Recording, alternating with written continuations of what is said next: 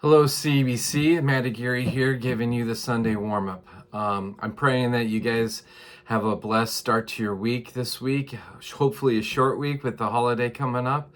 I forgot to tell you all Happy Thanksgiving yesterday, so here I am wishing you all a wonderful Thanksgiving. Time with your family, time to eat some good food.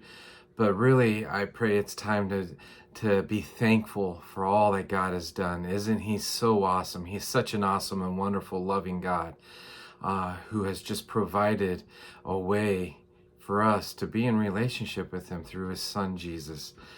It is truly an amazing thing, this thing of redemption, this thing of salvation. Yesterday, I just had so much fun talking about joy and the joy of salvation, what God has done.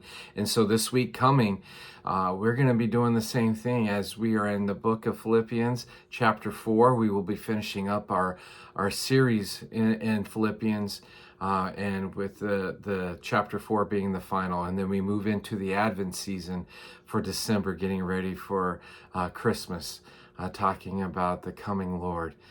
Being born of a virgin and taking on flesh, the incarnation of the God-man.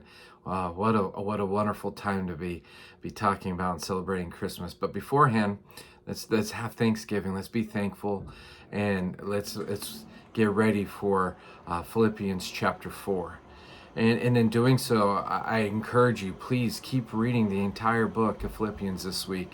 Only 4 chapters. It's small and then easy reading, but that's what it was intended to be read like. It was a letter. It's an epistle, or called to be written from the beginning to the end. That's how they did it in the churches, and that's how we should be doing it. And then really taking our time through chapter 4.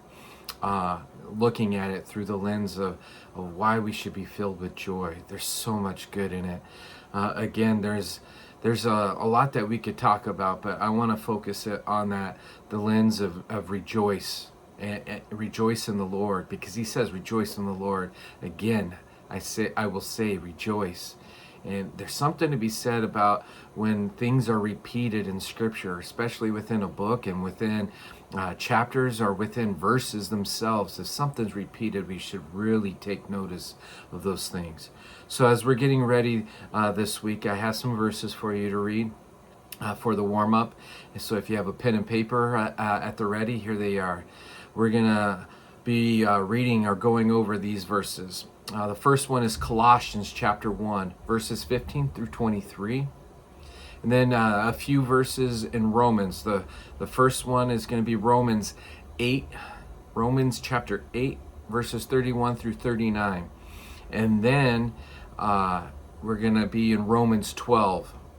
If you have time, read all of Romans 12. I love that chapter, but specifically it'll be Romans 12:2 and Romans 12:16.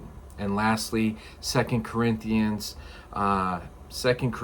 chapter 12, verses 9 through 10.